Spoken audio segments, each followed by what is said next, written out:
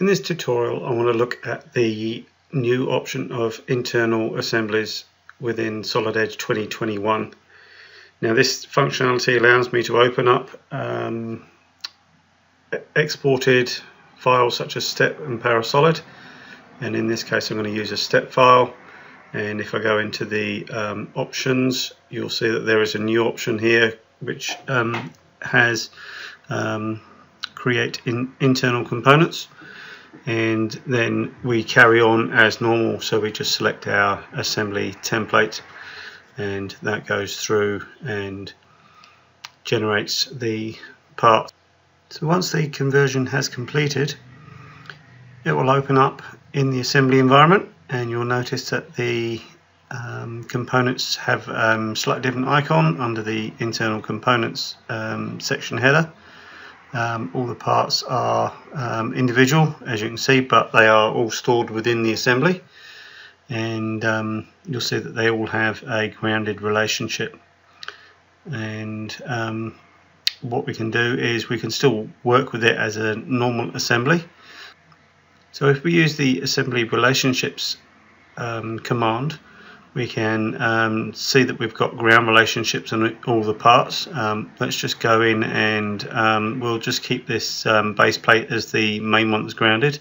So if we select all of the other ground relationships, we can just delete those, and then I'll use the relationship assistant to just build in a whole new load of relationships. I'm going to use the against itself option and just select everything and accept that. I'm going to search for everything other than a connect relationship, and that just goes away and finds all of those that are there. So I'll accept those, close this box and finish. So if I look at an individual part now, you'll see that it's now got its relationships. I do know that this wheel has a strange relationship assigned to it, which is just sort of matched to the back plate. So I'm going to delete that, and I just want to create a mid-plane relationship on there now. So sorry, center plane. I'm going to use a double option, so I'm going to just use the two faces on the outside to get the mid plane, and then the same on the bracket here as well.